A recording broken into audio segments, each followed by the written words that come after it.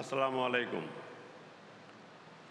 জাতির পিতা বঙ্গবন্ধু শেখ মুজিবুর রহমানের জন্মশতবার্ষিকী এবং স্বাধীনতার সুবর্ণ জয়ন্তী উপলক্ষে আয়োজিত আজকের অনুষ্ঠানের সভাপতি গণপ্রজাতন্ত্রী বাংলাদেশ সরকারের মাননীয় প্রধানমন্ত্রী শেখ হাসিনা, সম্মানিত অতিথি নেপালের মহামান্য রাষ্ট্রপতি শ্রীমতী বিদ্যাদেবী ভান্ডারী, আমন্ত্রিত সম্মানিত অতিথিবৃন্দ, জাতির পিতা বঙ্গবন্ধু শেখ মুজিবুর রহমানের জন্মশতবার্ষিকী ও স্বাধীনতার সুবর্ণ জয়ন্তী উপলক্ষে আয়োজিত অনুষ্ঠানে উপস্থিত থাকতে পারা আমার জন্য অত্যন্ত আনন্দ ও গৌরবের বিষয়।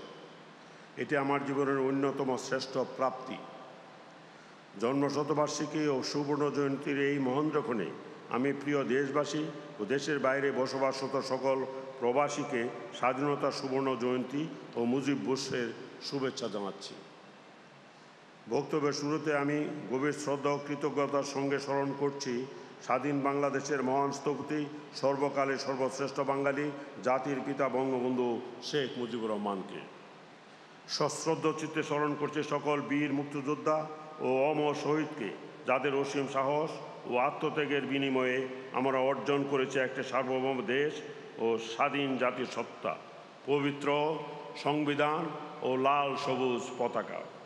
আমি পরম শ্রদ্ধার সাথে স্মরণ করছি সেসব বিদেশি বন্ধুদের যারা আমাদের মুক্তি সংগ্রাম ও মুক্তিযুদ্ধে প্রত্যক্ষ ও পরোক্ষভাবে সহযোগিতা করেছেন। Honourable president of Nepal, Her Excellency Vidya Devi Bhandari, it gives me great pleasure to welcome you and all the members of your entourage to Bangladesh. I am delighted that you could make time to come and visit us to attend the historic celebration of the birth centenary of Father of the Nation, Bangabandhu Sheikh Mujibur Rahman, and the golden jubilee of our independence. We recall that you had very graciously provided a video message for the inaugural program of the Mujib Barsha when you could not come physically due to COVID-19 related restrictions and lockdown. We recall with deep appreciation the unstinting morals and material support that the political leaders and people of Nepal extended to Bangladesh during our War of Liberation in 1971. Nepal was one of the pioneer countries to recognize Bangladesh in January 1972.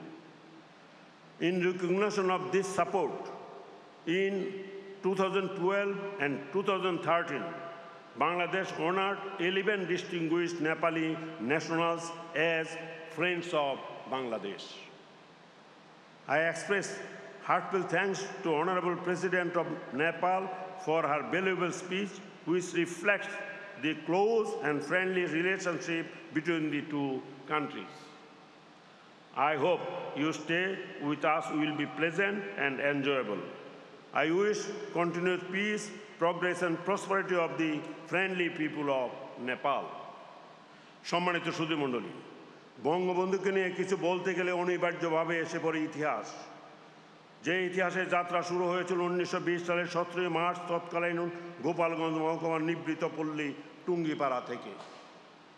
ছোটবেলা থেকেই বঙ্গবন্ধু নিজের সুখ দুঃখের কথা না ভেবে অন্যকে নিয়ে ভাবতেন। জীবনের প্রতিটি ক্ষণে যেখানে অন্যায়, অবিচার, শোষণ, নির্যাতন দেখেছেন, সেখানেই প্রতিবাদে নেমে পড়েছেন। কখনো নিজের এবং পরিবারের গণ্ডির মধ্যে বাধা পড়েননি। ফাঁসির মঞ্চে দাঁড়িয়েও গেয়েছেন বাংলা, বাঙালি আর বাংলাদেশের জয়গান। ফাঁসির সেলের পাশে কবর খোঁড়া হচ্ছে জেনেও বাঙালির স্বাধীনতার লক্ষ্যে তিনি ছিলেন অবিচল ও অনড়। আজীবন বাংলা ও বাঙালিকে ভালোবেসে গেছেন, স্থান করে নিয়েছেন মানুষের হৃদয়ের মণিকুঠায়। সম্মানিত সুধীমণ্ডলী, 1938 সালে শেরে বাংলা একে ফজলুল হক ও হুসেন শহীদ সোহরাওয়ার্দীর সাথে বঙ্গবন্ধুর পরিচয় ঘটে এবং প্রথম পরিচয়ে তিনি নেতাদের দৃষ্টি আকর্ষণ করতে সক্ষম হন। সোহরাওয়ার্দীর সাথে নিয়মিত যোগাযোগের মাধ্যমে রাজনীতি তার হাতে করি। তারপর থেকে লেখাপড়া, রাজনীতি ও জনসেবা যুগপথভাবে চলতে থাকে।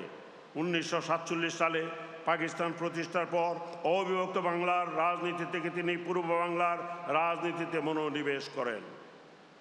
দেশ বিভাগের কিছুদিন পরেই তরুণ নেতা বঙ্গবন্ধু শেখ মুজিব বুঝতে পেরেছিলেন ব্রিটিশ পরাধীনতার কবল থেকে মুক্তি পেলেও বাঙালি নূতন করে পশ্চিমাদের শোষণের কবলে পড়েছে। শুরু করেন বাঙালির অধিকার আদায়ের আন্দোলন। 1957 সালের 30 মে আওয়ামী লীগের সাধারণ সম্পাদক হিসাবে দলীয় রাজনৈতিক কর্মকাণ্ড পরিচালনার স্বার্থে জোট সরকারের মন্ত্রিসভা থেকে পদত্যাগ করেন। দলের প্রতি বঙ্গবন্ধুর কতটা আনুগত্য, আন্তরিকতা ও টান ছিল মন্ত্রী পরিষদ থেকে স্বেচ্ছায় পদত্যাগ তার প্রকৃষ্ট উদাহরণ। 1969 সালে 5 ডিসেম্বর হুসেন শহীদ সারোয়ারদের স্মরণ সভায় বঙ্গবন্ধু ঘোষণা করেন, কোর্ট, জনগণের পক্ষ হতে আমি ঘোষণা করিতেছি, বাংলাদেশের আবাসভূমির নাম পূর্ব পাকিস্তান নয়, হবে বাংলাদেশ, আনকোট। সম্মানিত সুধীমণ্ডলী, স্বাধীনতার পরপরই বঙ্গবন্ধু সরকার পরিচালনার দায়িত্ব নিয়ে যুদ্ধ বিধ্বস্ত দেশের পুনর্গঠন ও আর্থসামাজিক উন্নয়নের পাশাপাশি বহির্বিশ্বের সাথে দ্বিপাক্ষিক ও বহুপাক্ষিক সম্পর্ক স্থাপনের কাজ শুরু করেন।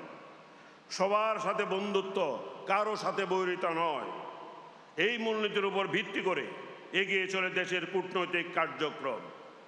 দূরদর্শী রাষ্ট্রনায়ক হিসাবে বঙ্গবন্ধু 3.5 বছরের শাসনামলে তিনি 116টি দেশের স্বীকৃতি ও 27টি আন্তর্জাতিক সংস্থার সদস্যপদ লাভ করেন। 1973 সালের 23 মে তাকে বাঙালির মুক্তি সংগ্রামে অনবদ্য ত্যাগ ও বিশ্ব শান্তি প্রতিষ্ঠায় অবদানের স্বীকৃতি স্বরূপ জুলিও কুরি শান্তি পদক প্রদান করা হয়।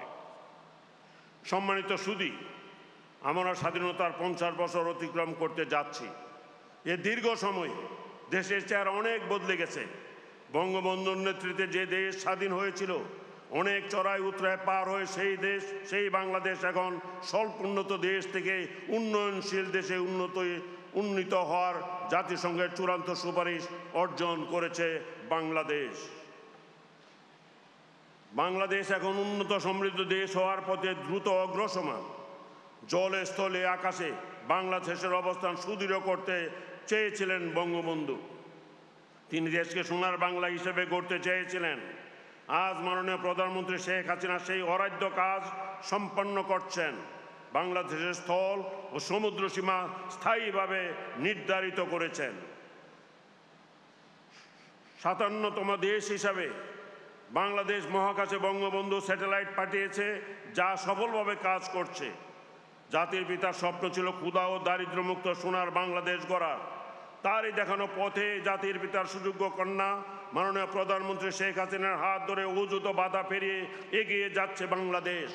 সরকার ও রাজনৈতিক দল যখন সততা, আন্তরিকতা নিয়ে জনস্বার্থে কাজ করে, তখন জাতির উন্নতি ও কল্যাণ নিশ্চিত হয়। সাধারণ হতদরিদ্র মানুষের মৌলিক চাহিদা পূরণে দলমত নির্বিশেষে তাদের পাশে দাঁড়াতে পারলে দেশের রাজনীতিতে নূতন অধ্যায়ের সূচনা হবে। মুজিব বর্ষে এটাই হবে সবচেয়ে বড় অর্জন। সম্মানিত সুধীমণ্ডলী, বঙ্গবন্ধু শেখ মুজিবুর রহমান শুধু একটি নাম নয়, বঙ্গবন্ধু একটি প্রতিষ্ঠান, একটি সত্তা, একটি ইতিহাস। জীবিত বঙ্গবন্ধুর চেয়ে অন্তরালের বঙ্গবন্ধু আরো বেশি শক্তিশালী। যতদিন বাংলাদেশ থাকবে, বাঙালি থাকবে, এদেশের জনগণ থাকবে, ততদিনই বঙ্গবন্ধু সকলের অনুপ্রেরণার উৎস হয়ে থাকবেন। নিপীড়িত, নির্যাতিত মানুষের মুক্তির আলোক বর্তিকা হয়ে তিনি বিশ্বকে করেছেন আলোকময়। তাই আমাদের ভবিষ্যৎ প্রজন্ম যাতে বঙ্গবন্ধুর নীতি, আদর্শ ও মুক্তিযুদ্ধের চেতনায় উজ্জীবিত হয়ে বেড়ে উঠতে পারে, সে লক্ষ্যে সকলকে উদ্যোগী হতে হবে।